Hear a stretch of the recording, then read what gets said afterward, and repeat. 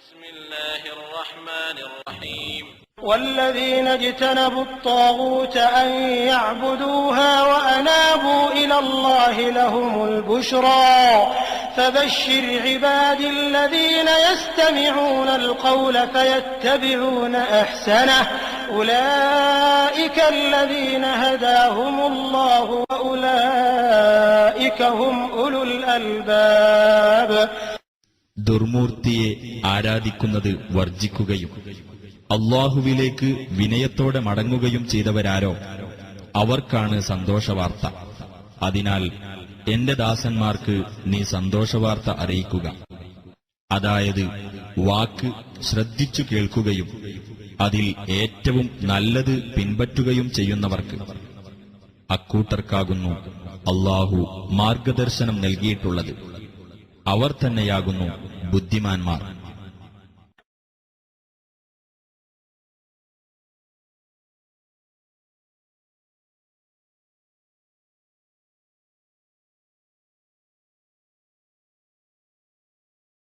الحمد لله رب العالمين والصلاة والسلام على رسول الله الأمين وعلى آله وصحبه أجمعين.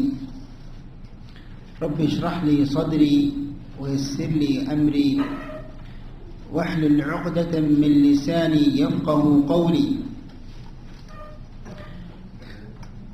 اللهم اغفر لنا ذنوبنا يا رب العالمين وارحمنا برحمتك يا أرحم الراحمين. പ്രിയമുള്ള സഹോദരന്മാരെ, സഹോദരിമാരെ, പണ്ഡിതന്മാരെ, പ്രബോധകരെ, അസ്സലാമു അലൈക്കും വറഹ്മത്തുള്ളാഹി വബറകാതുഹു. നമ്മുടെ ഈ കൂടിയിരുത്തം സാലിഹായ അമലായി അല്ലാഹു നമ്മിൽ നിന്ന് സ്വീകരിക്കുമാറാകട്ടെ.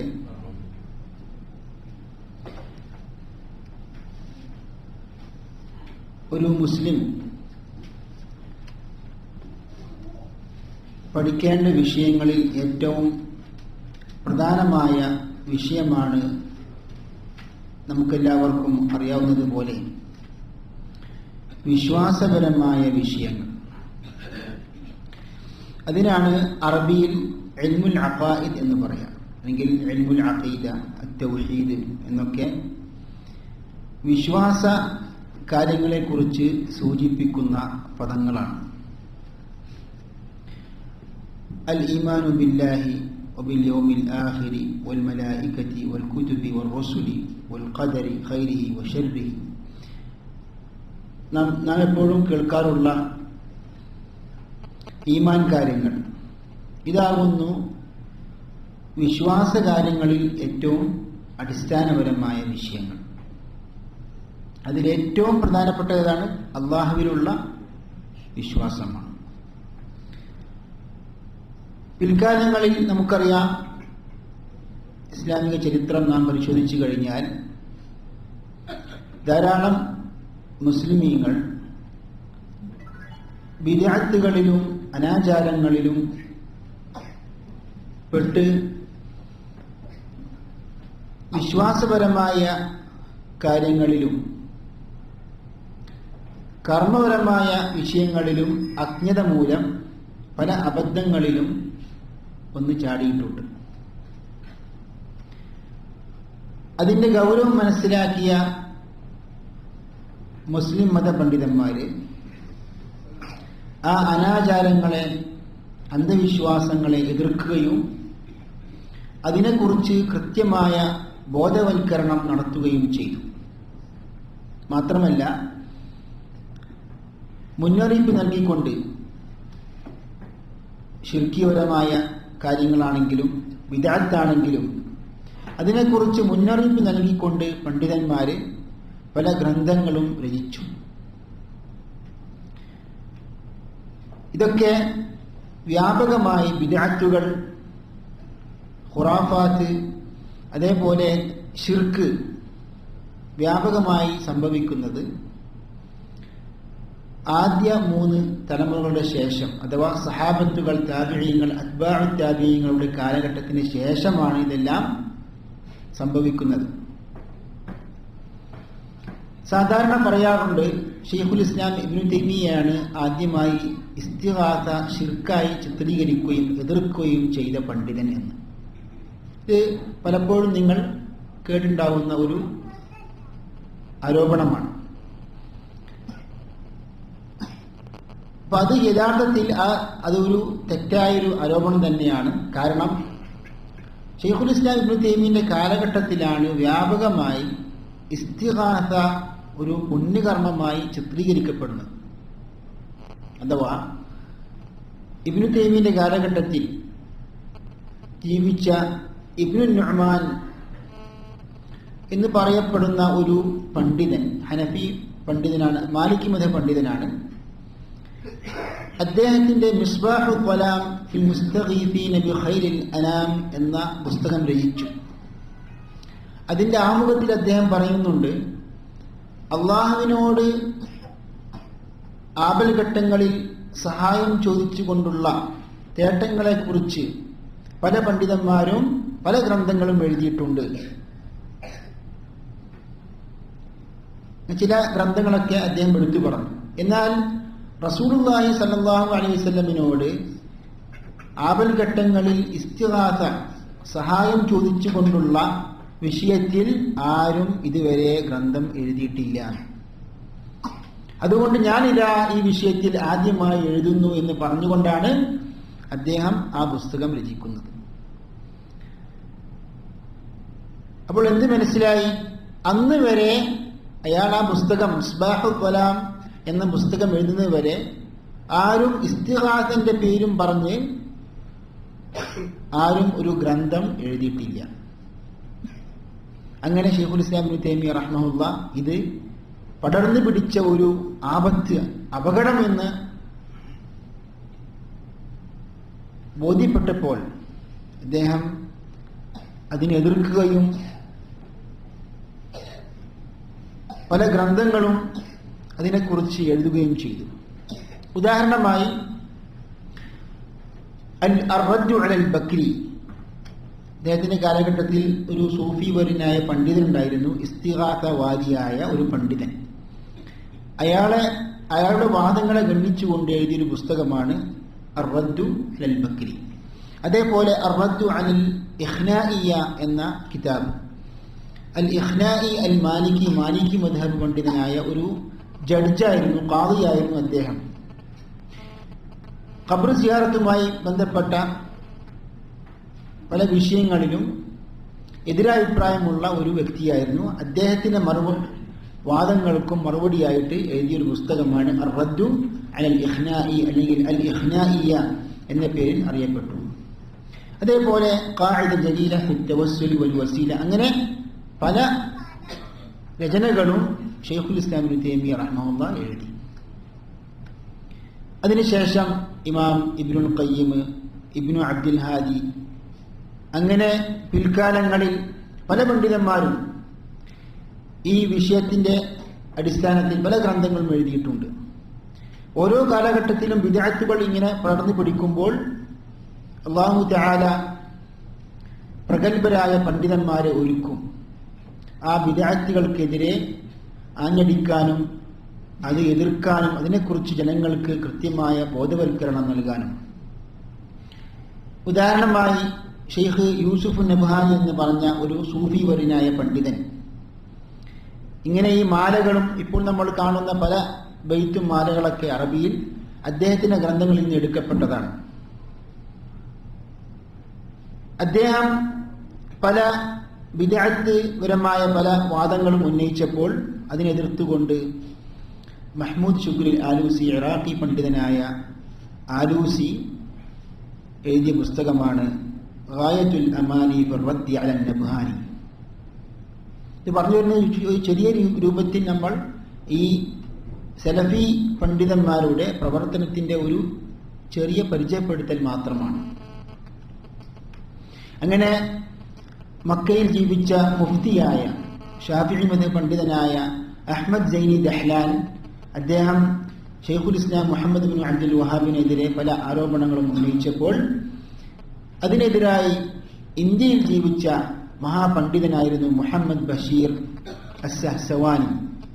അദ്ദേഹം എഴുതിയൊരു പുസ്തകമാണ് സിയാനത്തുൽ ഇൻസാൻ അൻ വസ്വസതി അശ്ശൈഖ് ദഹ്ലാൻ.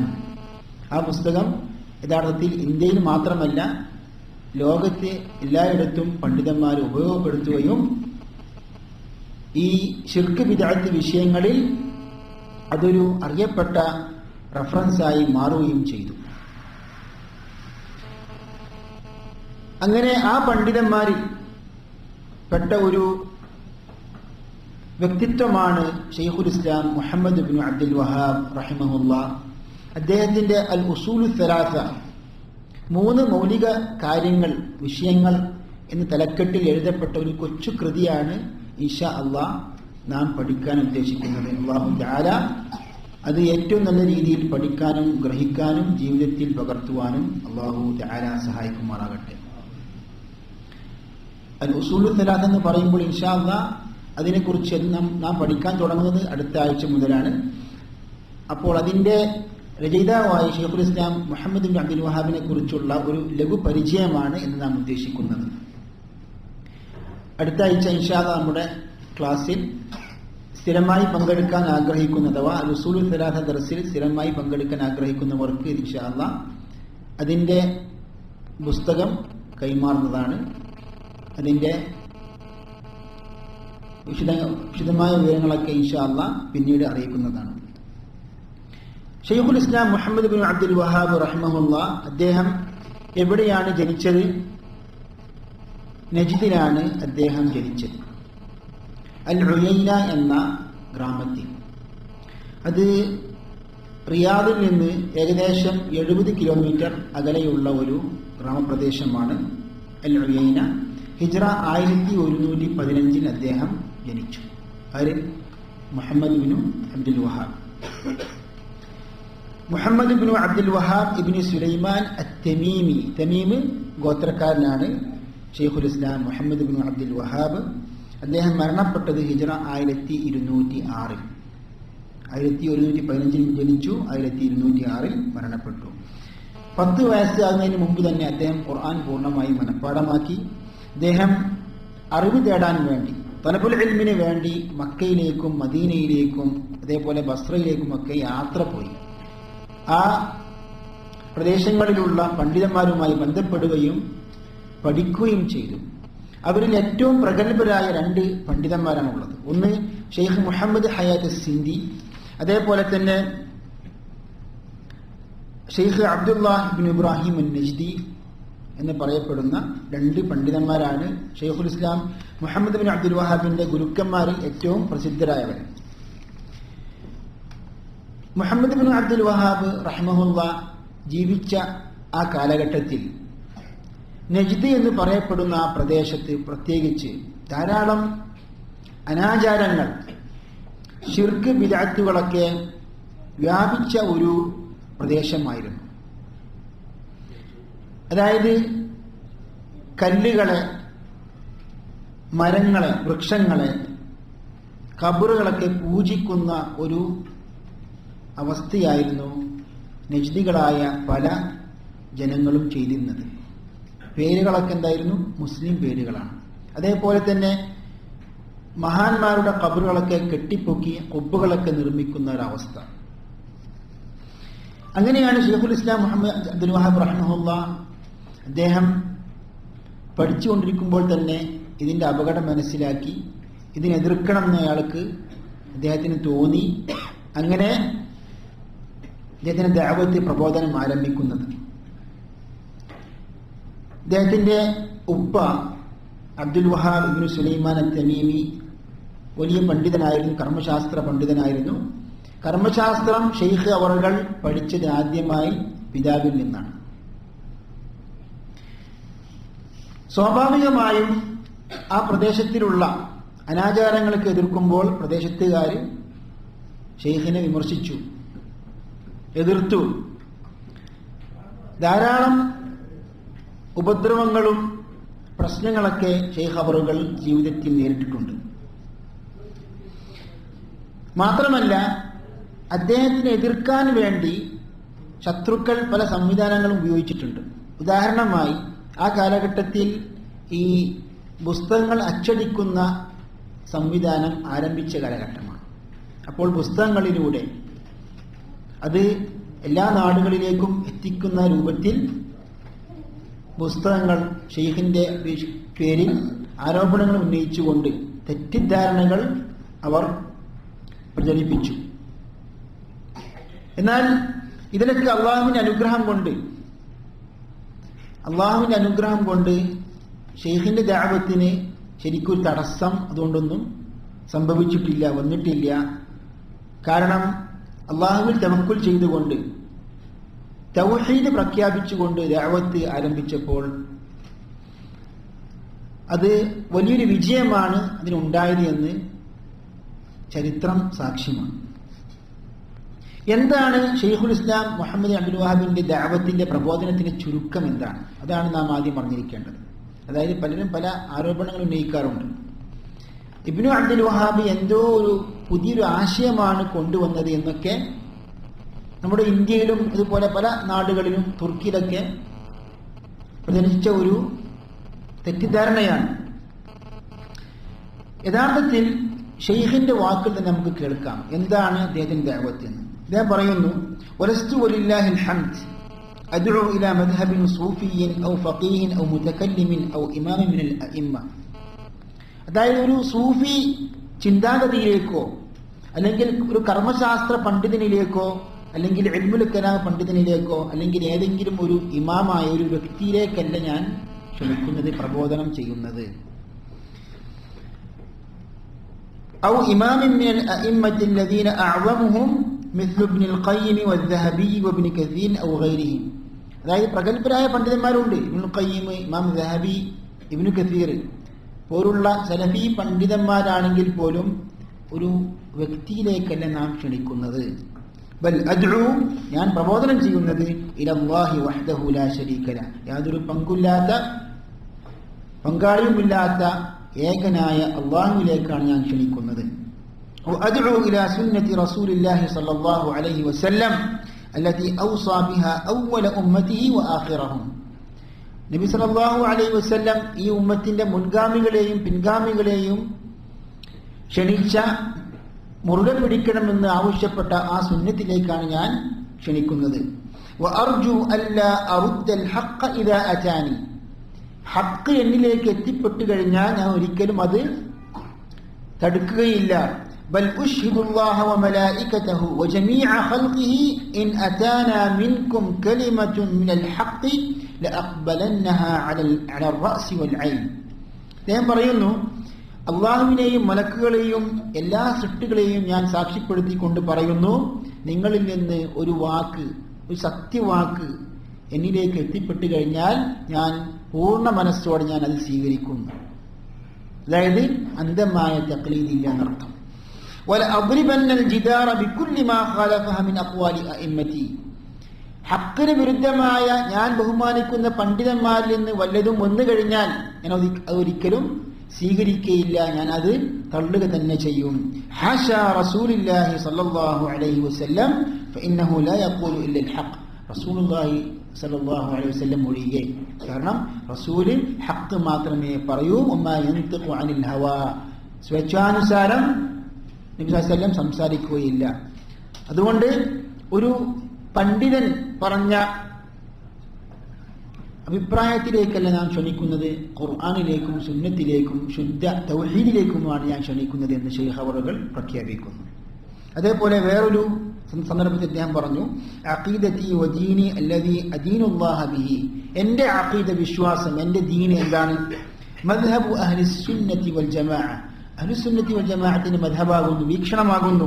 അല്ലദീ അലൈഹി അഇമ്മത്തുൽ മുസ്ലിമീന മിസ്ലുൽ അഇമ്മത്തിൽ അർബഅ, നാല് മദ്ഹബുകൾ പോലെയുള്ള ഇമാമിയങ്ങൾ ഉൾക്കൊള്ളുന്ന വിശ്വാസം എന്താണോ അഹ്ലുസുന്നത്തി വൽ ജമാഅത്തിന്റെ വീക്ഷണമാകുന്നു ഞാൻ അവലംബിക്കുന്നത്. ഇതാകുന്നു യഥാർത്ഥത്തിൽ വഹാബി വിശ്വാസം, ചിന്താഗതി എന്നൊക്കെ ശത്രുക്കൾ ആരോപിക്കാറുണ്ട്. അതിൻ്റെ യഥാർത്ഥ ചിത്രമാണ് നമ്മളിപ്പോൾ കേൾക്കുന്നത്. ഷെയ്ഖുൽ ഇസ്ലാം മുഹമ്മദ് അബ്ദുല്ലാഹിനെ കുറിച്ച് പറയുമ്പോൾ ധാരാളം പറയാനുണ്ട്. ഒരു സമ്പൂർണമായ ചരിത്രമല്ല ഞാൻ ഇവിടെ ഉദ്ദേശിക്കുന്നത്, മറിച്ച് നമ്മൾ അദ്ദേഹം എഴുതിയ ഉസൂലുൽ സലാസ ഗ്രന്ഥം വായിക്കാനും അത് പഠിക്കാനും പോവുകയാണ്. അപ്പോൾ അതിൻ്റെ മുഅല്ലിഫിനെ കുറിച്ച് നാം അല്പം അറിഞ്ഞിരിക്കേണ്ടതുണ്ട്. എന്താണ് അദ്ദേഹത്തിന്റെ പ്രബോധനം? ശത്രുക്കൾ പറയാറുള്ള വഹാബി പ്രസ്ഥാനം എന്താണ്? അതിന്റെ യാഥാർത്ഥ്യം എന്താണ് എന്നെല്ലാം നാം അറിഞ്ഞിരിക്കേണ്ടതുണ്ട്. അപ്പൊ അതിന്റെ ഒരു ചെറിയൊരു പരിചയപ്പെടുത്തൽ മാത്രമാണ് ഇവിടെ നാം ഉദ്ദേശിക്കുന്നത്. അതായത് ഈ വിഷയത്തിൽ പല ഗ്രന്ഥങ്ങളും എഴുതിയിട്ടുണ്ട്. അതായത് ആരാണ് ശൈഖുൽ ഇസ്ലാം മുഹമ്മദ് ബിൻ അബ്ദുൽ വഹാബ്, അതിന്റെ പ്രബോധനം എന്താണ്, അദ്ദേഹത്തിന്റെ എതിരാളികൾക്കുള്ള മറുപടികൾ എന്ന തലക്കെട്ടിലൊക്കെ പല ഗ്രന്ഥങ്ങളും എഴുതിയിട്ടുണ്ട്. അതിൽ ഏറ്റവും പ്രശസ്തമായ ഒരു ഗ്രന്ഥമാണ് ദഅവൽ മുനാവിഈൻ ലിദഅവതി ശൈഖ് മുഹമ്മദ് ബിൻ അബ്ദുൽ വഹാബ്. അതായത് വഹാബികൾക്കെതിരായ മറുപടികൾ, ആരോപണങ്ങൾ എന്ന ആ ആരോപണങ്ങൾക്ക് കൃത്യമായ മറുപടി ശേഖരിച്ചുകൊണ്ട് സലഫി വീക്ഷണത്തിൽ എഴുതപ്പെട്ട പല ഗ്രന്ഥങ്ങളുമുണ്ട്. അവയിൽപ്പെട്ട ഒരു ഗ്രന്ഥമാണ് ദഅവൽ മുനാവിഈൻ ലിദഅവതി ശൈഖ് മുഹമ്മദ് ബിൻ അബ്ദുൽ വഹാബ്. റിയാദിൽ അഖീദ പണ്ഡിതനായ പ്രൊഫസർ അദ്ദുക്തൂർ അബ്ദുൽ അസീസ് അൽ അബ്ദുൽ ലത്തീഫ് എഴുതിയ ഗ്രന്ഥമാണ്. ഇനി ശൈഖ് അവറുകൾക്ക് എതിരെ ഉന്നയിക്കപ്പെട്ട പ്രധാനപ്പെട്ട ചില ആരോപണങ്ങളാണ് നാം ഇവിടെ അവതരിപ്പിക്കാൻ പോകുന്നത്. നാം പലപ്പോഴും കേൾക്കാറുണ്ട് ആരോപണം, പക്ഷെ അതിന്റെ യഥാർത്ഥ അവസ്ഥ, നിജസ്ഥിതി എന്താണെന്ന് നാം അറിയേണ്ടതുണ്ട്. ഒന്നാമതായി, ഉസ്മാനി ഭരണകൂടത്തിനെതിരായി ഷെയ്ഖും ഷെയ്ഖിന്റെ അനുയായികളും തുനികയും അവർ ഇസ്ലാമിക രാഷ്ട്രത്തിനെതിരെ ഖുറൂജ് നടത്തി എന്ന ആരോപണം.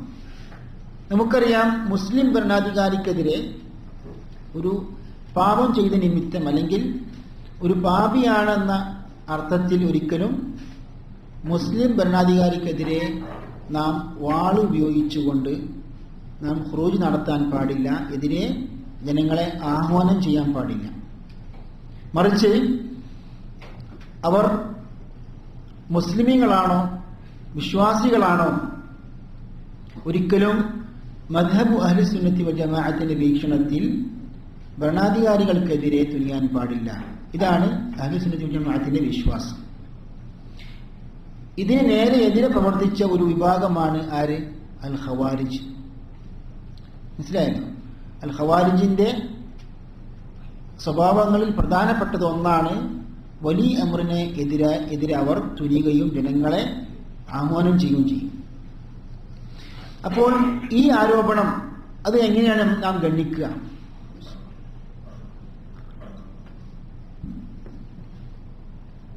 ഒന്നാമതായി, ഇമാമുൽ മുസ്ലിമീനോട് പൂർണ്ണമായും നമുക്ക് സഹകരണം വേണം, സമഉം താഅത്തും വേണം എന്ന തത്വം പഠിപ്പിച്ച ഒരു പണ്ഡിതനാണ് ഷെയ്ഖ് മുഹമ്മദ് ബിൻ അബ്ദുൽ വഹാബ്.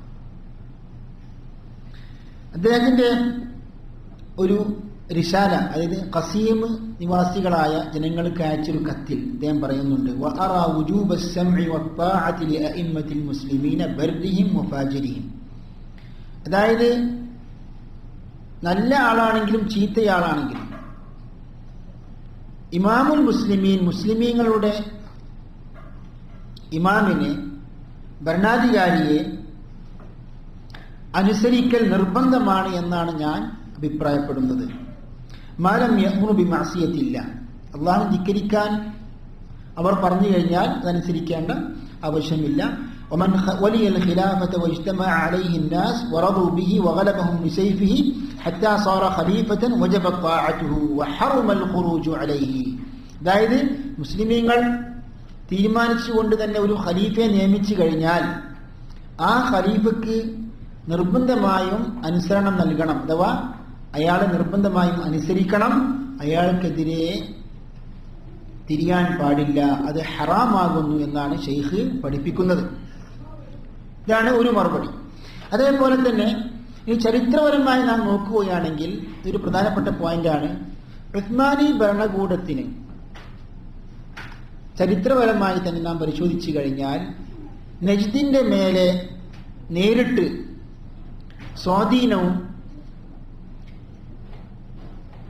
അതേപോലെ അധികാരവും പ്രവേശനവും ഇല്ലായിരുന്നു എന്നാണ്. അതായത് ഉസ്മാനി ഭരണകൂടത്തിന്റെ ഒരു ഭാഗം അല്ലായിരുന്നു കൃത്യമായി പറയുകയാണെങ്കിൽ നജ്ദ് എന്ന ആ പ്രദേശം. ഇത് ചരിത്ര പണ്ഡിതന്മാർ വിവരിച്ചിട്ടുണ്ട്. മാത്രമല്ല ഉസ്മാനി ഭരണകൂടത്തിന്റെ ഭരണഘടന ചിട്ടപ്പെടുത്തിയ ഒരു ഗ്രന്ഥം, ആ ഗ്രന്ഥത്തിൽ ഈ കാര്യം വ്യക്തമാക്കുന്നുണ്ട്. ഖവാനീനു ആലി ഉസ്മാൻ മദാമീനു ദഫ്തരി ദിവാൻ എന്ന പുസ്തകത്തിൽ യമീൻ അലി അഫന്ദി എന്ന് പറയപ്പെടുന്ന ഒരു ഉസ്മാനി ഭരണകൂടത്തിലെ ഒരു ജീവനക്കാരനായിരുന്നു. അയാൾ ഈ കാര്യം വ്യക്തമാക്കിയിട്ടുണ്ട്. എന്താണിത്? ഉസ്മാനി ഭരണകൂടം യഥാർത്ഥത്തിൽ 32 പ്രവിശ്യകളായി തിരിക്കപ്പെട്ടിട്ടുണ്ട്. ഈ 32 പ്രവിശ്യകളിൽ ഏത് പെട്ടിട്ടില്ല? നജിദ് എന്ന പ്രദേശം ഉൾപ്പെട്ടിട്ടില്ല. മനസ്സിലായല്ലോ? ഇത് ചരിത്ര യാഥാർത്ഥ്യമാണ്. മാത്രമല്ല നജിദിന്റെ ആ കാലഘട്ടത്തിലുണ്ടായ ഒരു അവസ്ഥ നാം പരിശോധിക്കുകയാണെങ്കിൽ, ചരിത്രം പരിശോധിക്കുകയാണെങ്കിൽ, നജിദിൽ ഓരോ പ്രദേശത്തിനും ഓരോ അമീറാണ്. അതായത് നജിദിൽപ്പെട്ടപ്പം ഷെയ്ഖ് അവറുകൾ ജനിച്ച നാട് ഏതാണ്? അൽ ഉയൈനയാണ്. അൽ ഉയൈനയ്ക്ക് വേറെ അമീറാണ്. അതേപോലെ കുറച്ച് അപ്പുറത്തുള്ള ഒരു പ്രദേശമാണ് ദിർഇയ. ദിർഇയക്ക് വേറെ അമീറാണ്. അൽ ഉയൈനയുടെ അമീറായിരുന്നു ഉസ്മാൻ ഇബ്നു മുഹമ്മദ് ഇബ്നു മഅമർ എന്ന് പറയപ്പെടുന്ന ഒരു ഭരണാധികാരി, അമീർ. അദ്ദേഹം യഥാർത്ഥത്തിൽ ഷെയ്ഖിന്റെ ദഅവത്തിനോട് അനുകൂലമായിരുന്നു. അങ്ങനെ ഷെയ്ഖ് അയാളുമായി സഹകരിച്ചുകൊണ്ട് തന്നെ പല ബിദ്അത്തുകൾക്കെതിരെ നടപടികൾ എടുക്കാൻ കഴിഞ്ഞു. ഉദാഹരണമായി പറയുകയാണെങ്കിൽ സയ്യിദ് ഇബ്നുൽ ഖത്താബ് റളിയല്ലാഹു അൻഹു ആരാകുന്നു? ഉമർ റളിയല്ലാഹുവിന്റെ സഹോദരൻ. ഏത് യുദ്ധത്തിൽ മരണപ്പെട്ടത്? യമാമ യുദ്ധത്തിൽ മരണപ്പെട്ടു. നജ്ദിലായിരുന്നു അദ്ദേഹത്തിന്റെ ഖബർ. അപ്പോ സയ്യിദ് റളിയല്ലാഹുവിന്റെ ഖബർ ആണെന്ന് പറയപ്പെടുന്ന ആ ഖബറിന്റെ മേലെ നജ്ദികൾ ചെയ്തു വലിയ കുബ്ബ നിർമ്മിച്ചു. അതിനടുത്ത് പോയിട്ട് പല ബിദ്അത്തുകളും അനാചാരങ്ങളും ബറക്കത്തെടുക്കലൊക്കെ ഉണ്ടായി. ഷെയ്ഖിനാണെങ്കിൽ ഇത് യാതൊരു കാരണവശാലും ഇസ്ലാമിന്റെ പ്രമാണങ്ങൾ അനുസരിച്ച് ഒരിക്കലും യാതൊരു തൃപ്തിയുമില്ലായിരുന്നു. അപ്പൊ ആ കുബ്ബ പൊളിക്കണം എന്ന ഒരു അഭിപ്രായം അൽ ഉയൈന അമീറായ ഉസ്മാനോട് പറഞ്ഞു. അങ്ങനെ അദ്ദേഹത്തോട് സംസാരിക്കുകയും സമ്മതിക്കുകയും ചെയ്തു. അങ്ങനെ ആ കുബ്ബ പൊളിക്കപ്പെട്ടു.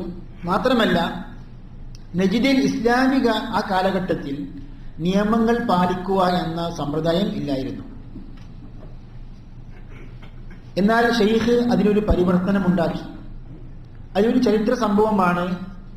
ഒരു വ്യഭിചാരിയായ ഒരു സ്ത്രീ താൻ അല്ലെങ്കിൽ അവൾ വ്യഭിചരിച്ചിട്ടുണ്ട് എന്ന് സമ്മതിക്കുകയും പല പ്രാവശ്യം ചോദ്യം ചെയ്തതിന് ശേഷം സ്വയം സമ്മതിച്ചുകൊണ്ട് ഷെയ്ഖിന്റെ അടുക്കലേക്ക് വരികയും ചെയ്തപ്പോൾ ഷെയ്ഖ് ഇസ്ലാമിക നിയമം അവിടെ പാലിച്ചുകൊണ്ട് അമീറിന്റെ ഉത്തരവാദിത്തത്തിൽ ആ സ്ത്രീയെ എറിഞ്ഞ് കൊലപ്പെടുത്തുകയും ചെയ്തു.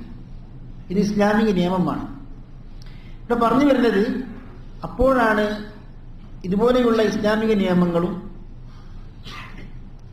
ഈ ശിർക്കിനെതിരെയുള്ള നീക്കങ്ങളൊക്കെ എതിരാളികൾ വീക്ഷിച്ചപ്പോൾ അവർക്ക് ഭയം തോന്നി. അവരുടെ അധികാരം നഷ്ടപ്പെടുമോ എന്ന് അവർക്ക് ഒരു ഭീതി ഉണ്ടായി. അങ്ങനെയാണ് അഹ്സായിലെ ഭരണാധികാരിയായ അമീറായ സുലൈമാൻ അൽ ഖാലിദി എന്ന അമീർ ഈ ഉസ്മാൻ എന്ന അമീറിലേക്ക്, അഥവാ അൽ ഉയൈനയുടെ അമീറായ ഉസ്മാനിലേക്ക് കത്തയച്ചു. താങ്കൾ ഷെയ്ഖിനെ ഒന്നുകിൽ പുറത്താക്കുക, അല്ലെങ്കിൽ കൊലപ്പെടുത്തുക, അല്ലെങ്കിൽ ഞങ്ങൾക്ക് താങ്കളോട് യുദ്ധം പ്രഖ്യാപിക്കേണ്ടി വരും, താങ്കൾക്ക് നാം നൽകുന്ന സഹായം ഞാൻ നിർത്തിവെക്കും എന്നൊക്കെ ഭീഷണിപ്പെടുത്തി. അങ്ങനെയാണ് ഷെയ്ഖ് അൽ ഉയൈനയിൽ നിന്ന് ദിർഇയയിലേക്ക്, ദിർഇയ എന്ന സ്ഥലത്തേക്ക്, പ്രദേശത്തേക്ക് യാത്ര പോകേണ്ടി വന്നത്. താമസം മാറ്റി ദിർഇയയിലേക്ക് പോയി. ദിർഇയയുടെ അമീറായിരുന്നു ഈ സൗദി അറേബ്യ എന്ന രാഷ്ട്രത്തിന്റെ ആദ്യ പിതാവായ അൽ ഇമാം മുഹമ്മദ് ബിൻ സഊദ് ദിർഇയയുടെ അമീറായിരുന്നു. അങ്ങനെ ദിർഇയയിലേക്ക് എത്തി അൽ ഇമാം മുഹമ്മദ് ബിൻ സഊദ് അദ്ദേഹത്തെ സ്വാഗതം ചെയ്തു. അദ്ദേഹത്തിന്റെ പ്രബോധനത്തോട് അനുകൂലമായ നിലപാട് കാണിച്ചു. അങ്ങനെ ഷെയ്ഖിനെ കണ്ടുമുട്ടിയപ്പോൾ മുഹമ്മദ് ബിൻ സഊദ് എന്ന അമീർ ഷെയ്ഖ് മുഹമ്മദിനോട് പറയുകയുണ്ടായി, യാ ഷെയ്ഖ് മുഹമ്മദ് അബ്ശിർ ബിൻ നുസ്റതി വ അബ്ശിർ ബിൽ അംനി വ അബ്ശിർ ബിൽ മുസാഅദ. താങ്കൾക്ക് സന്തോഷ വാർത്ത അറിയിച്ചുകൊണ്ട് ഞാൻ പറയുന്നു, താങ്കൾ ഞാൻ സഹായിക്കും, താങ്കൾക്ക് സുരക്ഷിതത്വമുണ്ടാകും. അപ്പോൾ ഷെയ്ഖ് മറുപടി പറഞ്ഞു, വ അൻത അബ്ശിർ ബിൻ നുസ്റതി അയ്ദൻ, താങ്കൾക്കും സഹായമുണ്ടാകും, അല്ലാഹുവിന്റെ സഹായവും അന്തിമ വിജയവും താങ്കൾക്ക് ഉണ്ടാകും. ഇത് അല്ലാഹുവിന്റെ ദീനാണ്. മൻ നസറഹു നസറഹുല്ലാഹ്, ആ ദീനെ വല്ലവനും സഹായിച്ചാൽ അല്ലാഹു അവനെ സഹായിക്കും. വമൻ അയ്യദഹു അയ്യദഹുല്ലാഹ് വസൗഫ തജിദു ആഥാറ ദാലിക സരീഅൻ, അതിന്റെ റിസൾട്ട് താങ്കൾ ഉടനെ തന്നെ അനുഭവിക്കും, അറിയുമെന്ന് സന്തോഷ വാർത്ത അറിയിച്ചു. അങ്ങനെയാണ് പരസ്പരം ബൈഅത്ത് ചെയ്യുന്നത്. ഷെയ്ഖിനോട് പറഞ്ഞു, താങ്കൾക്ക് ഞാൻ ബൈഅത്ത് ചെയ്യുന്നു, കരാറിൽ ഏർപ്പെടുന്നു, അള്ളാഹുവിന്റെ ദീന് പ്രചരിപ്പിക്കാനും തൗഹീദ് പ്രചരിപ്പിക്കാൻ ഞാൻ പൂർണ്ണമായും താങ്കളെ തുണക്കും എന്ന ബൈഅത്ത്. ഷെയ്ഖാണെങ്കിൽ മുഹമ്മദ് ബിൻ സഊദ് എന്ന അമീറിനോട് ബൈഅത്ത് ചെയ്തു, അള്ളാഹുവിന്റെ ദീന് ഞാൻ നിർത്തുവാൻ വേണ്ടി, അള്ളാഹുവിന്റെ മാർഗത്തിൽ സമരം ചെയ്യുവാൻ വേണ്ടി, ജിഹാദ് ചെയ്യുവാൻ വേണ്ടി താങ്കളോടും ഞാൻ ബൈഅത്ത് ചെയ്യുന്നു എന്ന കരാറിൽ ഏർപ്പെട്ടുകൊണ്ട്, ഉടമ്പടിയിൽ ഏർപ്പെട്ടുകൊണ്ട്, അങ്ങനെയാണ് ഇരു കൂട്ടരും അഥവാ ഷെയ്ഖ് മുഹമ്മദ് ബിൻ അബ്ദുൽ വഹാബും ഇമാം മുഹമ്മദ് ബിൻ സഊദ് തമ്മിലുള്ള ആ കൂട്ടുകെട്ട് പിന്നീട് ഇപ്പോഴും അതിൻ്റെ ആ തൗഹീദ് ദഅവത്ത് നാം അനുഭവിച്ചു കൊണ്ടിരിക്കുന്നു, ഇപ്പോഴും അത് നിലനിൽക്കുന്നു. പറഞ്ഞു വരുന്നത്, ഇവിടെ ഒന്നാമത്തെ ആരോപണം എന്തായിരുന്നു? ഉസ്മാനി ഭരണകൂടത്തിനെതിരെ ഷെയ്ഖ് മുഹമ്മദ് ബിൻ അബ്ദുൽ വഹാബ്, അതേപോലെ മുഹമ്മദ് ബിൻ സഊദ് ഇമാമെ പോലുള്ള വ്യക്തികളൊക്കെ ഇസ്ലാമിക രാഷ്ട്രത്തിനെതിരെ തുനിഞ്ഞു എന്ന ആരോപണം. അപ്പൊ അതിന്റെ ചരിത്രപരമായും അതേപോലെ ഷെയ്ഖിന്റെ അഭിപ്രായങ്ങൾ ഉന്നയിച്ചുകൊണ്ടും നാം മറുപടി നൽകുകയാണ് ചെയ്തിട്ടുള്ളത്. അതേപോലെ ഇനി ഒന്ന് രണ്ട് ആരോപണങ്ങൾ പറഞ്ഞ് നിർത്തുകയാണ്. രണ്ടാമത്തെ ആരോപണം എന്താണ്? ഖവാരിജികളുടെ സന്താനത്തിൽപ്പെട്ടതാണ് ഷെയ്ഖ് മുഹമ്മദ് ബിൻ അബ്ദുൽ വഹാബും കൂട്ടരും. അതായത് റസൂലുള്ളാഹി സ്വല്ലല്ലാഹു അലൈഹി വസല്ലം ഒരിക്കലൊരു വേളയിൽ യുദ്ധം കഴിഞ്ഞതിന് ശേഷം ഗനീമത്ത് മുതൽ, യുദ്ധം മുതൽ ഓഹരി വെക്കുകയാണ്. അപ്പോൾ കപട വിശ്വാസികളിൽപ്പെട്ട ഒരാൾ വന്ന് പറഞ്ഞു, ദുൽ ഖുവൈസിറ എന്നാണ് അയാളുടെ പേര്. അയാൾ പറഞ്ഞു, ഇഅ്ദിൽ യാ മുഹമ്മദ്, മുഹമ്മദെ താൻ നീതി പാലിക്കണമെന്ന് ബഹുമാനമില്ലാതെ പറഞ്ഞു. അപ്പോൾ റസൂൽ സല്ലല്ലാഹു അലൈഹി വസല്ലം പറഞ്ഞു, വൈലക് മൻ യഅ്ദിലു ഇല്ലം അഅ്ദിൽ, ഞാൻ നീതി പാലിച്ചില്ലെങ്കിൽ പിന്നെ ആരാണ് നീതി പാലിക്കുക? അങ്ങനെ അയാൾ പിന്തിരിഞ്ഞു പോയപ്പോൾ റസൂൽ സല്ലല്ലാഹു അലൈഹി വസല്ലം പറഞ്ഞു, ഇന്ന മിൻ ضد هذا قوما يقرؤون القرآن لا يجاوز حناجرهم. അതായത് ഇയാളുടെ സന്താനത്തിൽപ്പെട്ട, തലമുറയിൽപ്പെട്ട ഒരു വിഭാഗം വരാനുണ്ട്. ആ വിഭാഗം ഖുർആൻ പാരായണം ചെയ്യുന്നു, പക്ഷെ അവരുടെ തൊണ്ടയിൽ നിന്ന് അപ്പുറം കിടക്കുകയില്ല. യംറുഖൂന മിനൽ ഇസ്ലാമി കമാ യംറുഖു അസ്സഹ്മു മിനർ റമിയ, അവർ ദീനിൽ നിന്ന്, ഇസ്ലാമിൽ നിന്ന് പുറത്തു പോകുന്നു. കമാ യംറുഖു അസ്സഹ്മു മിനർ റമിയ, അതായത് നമ്മൾ വേട്ടയാടുമ്പോൾ വേട്ടമൃഗത്തിലേക്ക് നമ്മൾ ഒരു അമ്പ് എറിയുകയാണെങ്കിൽ ആ അമ്പ് ആ മൃഗത്തിന്റെ വയറ്റിലോട്ട് തുളച്ചു കയറി വളരെ വേഗത്തിൽ തന്നെ മറ്റു ഭാഗത്തിലൂടെ പുറത്തു പോകുന്നത് പോലെ അങ്ങനെ അവർ ഇസ്ലാമിൽ നിന്ന് പുറത്തു പോകും എന്ന് നബി സല്ലല്ലാഹു അലൈഹി വസല്ലം പറഞ്ഞു. ഇത് ഈ ഹദീസിന്റെ അടിസ്ഥാനത്തിൽ ഖവാരിജുകൾ കുഫാറുകളാണ്, കുഫാറുകളല്ലേ എന്നൊക്കെ പണ്ഡിതന്മാർ ചർച്ച നടത്തിയിട്ടുണ്ട്. അതിൽ ബഹുഭൂരിഭാഗം പണ്ഡിതന്മാരും പറഞ്ഞത് അവർ ഇസ്ലാമിൽ നിന്ന് പുറത്തല്ല, അവർ മുബ്തദികളാണ്, മുബ്തദികളിൽപ്പെട്ട വലിയ വിഭാഗമാണ് എന്ന് പറഞ്ഞു. അപ്പോൾ ഈ ദുൽ ഖുവൈസിറ തമീം ഗോത്രക്കാരനായിരുന്നു. ഷെയ്ഖ് മുഹമ്മദ് ബിൻ അബ്ദുൽ വഹാബും തമീം ഗോത്രക്കാരനാണ്. അപ്പോൾ ഇങ്ങനെയാണ് ഇവർ ഒപ്പിച്ചുണ്ടാക്കിയത്. അതുകൊണ്ട് ഷെയ്ഖ് ഈ ദുൽ ഖുവൈസിർ എന്ന കപടവിശ്വാസിയുടെ ഈ ഖവാരിജിന്റെ ആദ്യ പിതാവായ ദുൽ ഖുവൈസിറിന്റെ തലമുറയിൽ പെട്ടതാണെന്ന് ആരോപണം. അപ്പൊ ആ ആരോപണത്തെ എങ്ങനെ നാം ഗണ്ണിക്കുക? ദുൽ ഖുവൈസിറിന്റെ പരമ്പര നാം പരിശോധിക്കുകയാണെങ്കിൽ അത് ഷെയ്ഖിലേക്ക് ചരിത്രപരമായി എത്തുന്ന യാതൊരു രേഖയും ഇല്ല. ഇതാണ് ഒന്നാമതായി പറയാനുള്ളത്. രണ്ടാമതായി പറയാനുള്ളത്, തമീമി ആയതുകൊണ്ട്, തമീം ഗോത്രക്കാരനായതുകൊണ്ട് എല്ലാവരും മോശക്കാരാണെന്ന് ഒരിക്കലും ഹദീസ് കൊണ്ട് ഉദ്ദേശിക്കുന്നില്ല. കാരണം തമീമി ഗോത്രക്കാരെ നബി സല്ലല്ലാഹു അലൈഹി വസല്ലം പുകഴ്ത്തി പറഞ്ഞ വേറെയും ചില ഹദീസുകൾ ഉണ്ട്. ഉദാഹരണമായി സഹീഹുൽ ബുഖാരി, സഹീഹ് മുസ്ലിമുള്ള ഒരു ഹദീസാണ്. അബൂ ഹുറൈറ റളിയല്ലാഹു പറയാണ്, എനിക്ക് തമീം ഗോത്രക്കാരെ 3 കാരണങ്ങളാൽ ഞാൻ സ്നേഹിക്കുന്നു, ഇഷ്ടപ്പെടുന്നു. റസൂലുള്ളാഹി സ്വല്ലല്ലാഹു അലൈഹി വസല്ലം അവരെ കുറിച്ച് പറഞ്ഞു, ഹും അശദ്ദു ഉമ്മത്തി അല ദജ്ജാൽ. ദജ്ജാലിനെതിരെ പ്രതിരോധിക്കുന്ന ഏറ്റവും ശക്തരായ ആൾക്കാരാണ് എൻ്റെ ഉമ്മത്തിൽപ്പെട്ട തമീമുകളാണ്. അപ്പൊ ദജ്ജാൽ വരുമ്പോൾ ദജ്ജാലിനെതിരെ ചെറുത്തു നിൽക്കുന്ന ശക്തരായ വിഭാഗമാരാണ് തമീമികൾ. അതേപോലെ തമീം ഗോത്രക്കാരിൽ നിന്ന് സദഖത്തുകൾ, ധർമ്മങ്ങൾ വന്നപ്പോൾ നബി വസല്ലം പറഞ്ഞു, അത് എടുക്കുക, ഇത് നമ്മുടെ ആൾക്കാരുടെ സദഖാത്തു ഖൗമിന, നമ്മുടെ ജനങ്ങളോട്, നമ്മുടെ ആൾക്കാരെ ധർമ്മങ്ങളാണെന്ന് പറഞ്ഞു. അപ്പം നബിയിലേക്ക് ചേർത്തുകൊണ്ടാണ് പറഞ്ഞത്. അതേപോലെ തമീമിയത്തായ ഒരു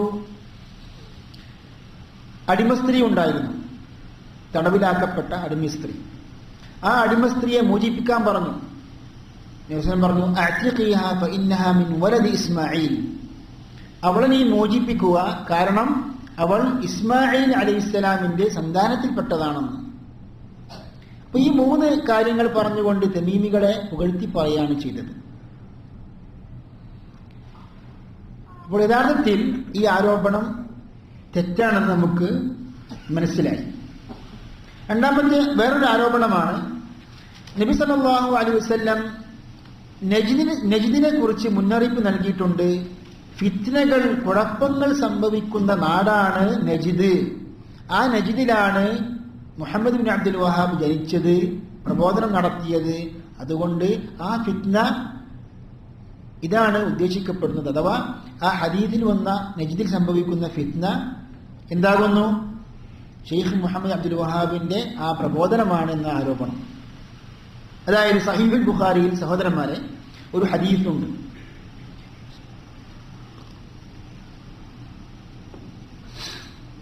ഇബ്നു ഉമർ റളിയല്ലാഹു അൻഹു പറയാണ്, നബി സല്ലല്ലാഹു അലൈഹി വസല്ലം ഒരിക്കൽ പ്രാർത്ഥിച്ചു, അല്ലാഹുമ്മ ബാരിക് ലനാ ഫീ ഷാമിന, അല്ലാഹുമ്മ ബാരിക് ലനാ ഫീ യമനിന. അല്ലാഹുവേ, നമ്മുടെ ഷാമിന് നീ ബറക്കത്ത് നൽകി, നമ്മുടെ യമനിനെയും ബറക്കത്ത് നൽകി. ഖാലു യാ റസൂലല്ലാഹ് വഫീ നജ്ദിന. അപ്പോൾ സഹാബത്തോട് ചോദിച്ചു, റസൂലേ, ഞങ്ങൾ നജ്ദിന് വേണ്ടി താങ്കൾ ബറക്കത്തിന് വേണ്ടി ചോദിക്കുന്നില്ലേ എന്ന് പറഞ്ഞപ്പോൾ വീണ്ടും നബി സല്ലല്ലാഹു അലൈഹി വസല്ലം പ്രാർത്ഥിച്ചു, അല്ലാഹുമ്മ ബാരിക് ലനാ ഫീ ഷാമിന. ഷാമിന് വേണ്ടിയും യമനിന് വേണ്ടിയും ബറക്കത്ത് ചോദിച്ചുകൊണ്ട് നബി സല്ലല്ലാഹു അലൈഹി വസല്ലം പ്രാർത്ഥന നടത്തി.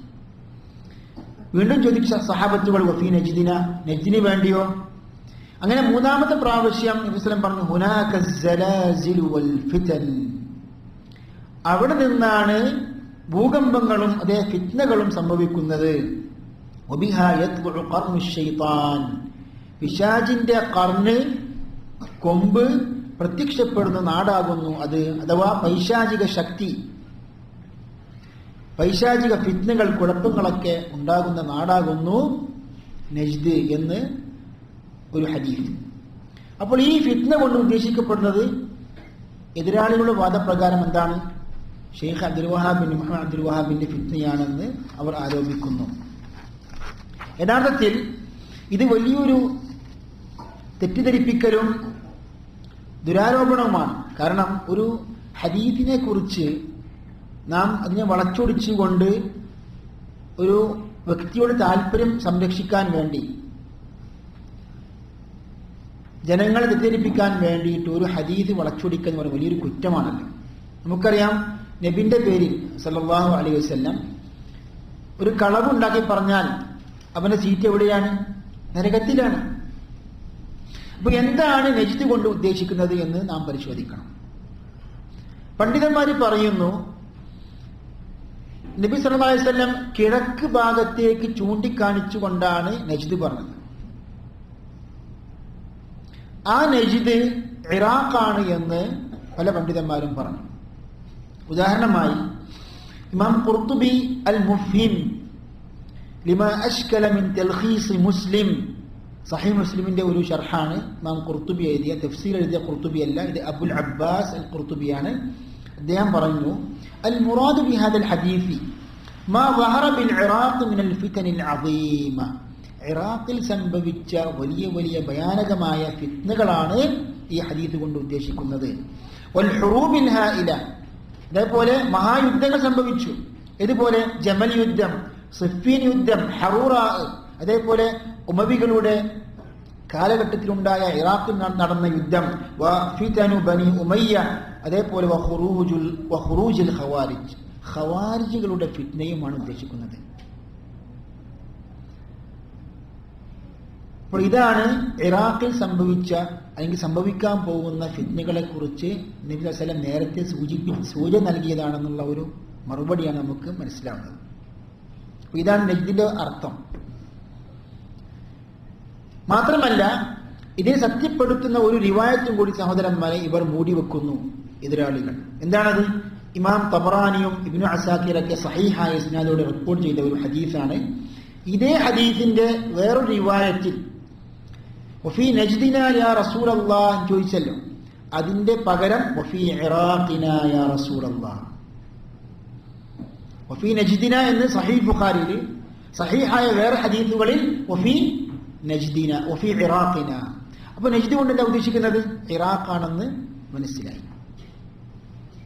നമുക്കറിയാം, ഖവാരിജികളുടെ യുദ്ധങ്ങളും അതേപോലെ അവിടെ ഫിത്നയൊക്കെ ശരിക്ക് സംഭവിച്ചത് എവിടെയാണ്? ഇറാഖിൽ വെച്ചാണ്. മാത്രമല്ല, ഇനി ഷാമിന് വേണ്ടി നബി സല്ലല്ലാഹു അലൈഹി വസല്ലം ബറക്കത്ത് ചോദിച്ചുകൊണ്ട് പ്രാർത്ഥിച്ചു, അല്ലേ? ഷാമിൽ ജീവിച്ച് മരിച്ച വലിയ വലിയ സലഫി പണ്ഡിതനാണ്, മുവഹിദുകളായ പണ്ഡിതന്മാരാണ് ഷെയ്ഖുൽ ഇസ്ലാം ഇബ്നു തൈമിയ്യ, ഇബ്നുൽ ഖയ്യിം, ദഹബി, ഇബ്നു കസീർ, ഇബ്നു അബ്ദുൽ ഹാദി, ഇവരൊക്കെ സലഫി ഇമാമിയങ്ങളാണ്. ഇവരെ അംഗീകരിക്കാൻ ഈ എതിരാളികൾ തയ്യാറുണ്ടോ? അപ്പോൾ ഇതൊക്കെ ശരിക്ക് വെറും ആരോപണങ്ങളാണ് എന്ന് നമുക്ക് മനസ്സിലാക്കാൻ സാധിക്കും. അവസാനമായി വിവരിക്കാനുള്ളത്, അതും എതിരാളികൾ തെറ്റിദ്ധരിപ്പിക്കാൻ വേണ്ടിയിട്ട് പ്രചരിപ്പിക്കുന്ന ഒരു ആരോപണമാണ്. ഷെയ്ഖ് മുഹമ്മദ് അബ്ദുൽ വഹാബ് അയാളുടെ വീക്ഷണത്തിനെതിരായ ആൾക്കാരൊക്കെ കാഫിറാക്കുന്നു എന്ന് പറയും. അഥവാ ഇസ്തിഗാസ, ശിർക്ക്, അതേപോലെ തവസ്സുൽ ചെയ്തവരൊക്കെ അവർ കുഫാറുകളാണ്, ഇസ്ലാമിൽ നിന്ന് പുറത്താണ്, അങ്ങനെ വ്യക്തികളൊക്കെ കാഫിറാക്കുന്ന ഒരു സമ്പ്രദായം മുഹമ്മദ് ബിൻ അബ്ദുൽ വഹാബിന് ഉണ്ട് എന്ന ആരോപണം. ആ ആരോപണത്തിൽപ്പെട്ട ഒരു ഉദാഹരണമാണ് അൽ ബുർദ എന്ന കവിത എഴുതിയ ആളാരാണ്? അൽ ബൂസീരിയാണ്. ബൂസീരിയെ കാഫിറാക്കി എന്ന ആരോപണം. അതായത് യാ അക്രമൽ ഖൽഖി മാലി മൻ അലൂദു ബിഹി സിവാക ഇൻദ ഹുലൂലിൽ ഹാദിസിൽ അമിമി. ഇത് ബുർദയിലെ ഒരു ബൈത്താണ്. എന്താ ഇതിന്റെ അർത്ഥം അറിയോ? വളരെ അപകടം പിടിച്ച ഒരു അർത്ഥമാണ് ഇതിനുള്ളത്. യാ അക്രമൽ ഖൽഖി, ജനങ്ങളിൽ ഏറ്റവും മാന്യ ആയ പ്രവാചകരെ, മാലി മൻ അലൂദു ബിഹി സിവാക ഇൻദ ഹുലൂലിൽ ഹാദിസിൽ അമിമി, ആപൽഘട്ടങ്ങൾ വരുമ്പോൾ വലിയ വലിയ പ്രയാസങ്ങളൊക്കെ വരുമ്പോൾ താങ്കളിലേക്കല്ലാതെ ഞാൻ ആരിലേക്കാണ് ഞാൻ അഭയം തേടി പോകേണ്ടത്? ആരെ മറന്നു? അള്ളാഹുവിനെ മറന്നു. അപ്പം പ്രയാസങ്ങളൊക്കെ വരുമ്പം താങ്കളിലേക്കല്ലാതെ ഞാൻ ആരിലേക്കും പോകില്ല എന്ന്. ഈ ബൈത്തിൽ ശിർക്കുണ്ട് എന്ന് ഇതൊരു ഉദാഹരണം മാത്രമാണ് ബുർദയിലുള്ളത്. ഷെയ്ഖുൽ ഇസ്ലാം മുഹമ്മദ് അബ്ദുൽ വഹാബ്, ഇമാം ഷൗക്കാനി, അങ്ങനെ പല ഇമാമിങ്ങളും അതിൽ ശിർക്കുണ്ടെന്ന് പഠിപ്പിച്ചിട്ടുണ്ട്. അദ്ദുർറുൻ നദീദ് ഫി ഇഖ്ലാസി കലിമത്തി തൗഹീദ് എന്ന ഗ്രന്ഥത്തിൽ ഇമാം ഷൗക്കാനി കാര്യം വ്യക്തമാക്കിയിട്ടുണ്ട്.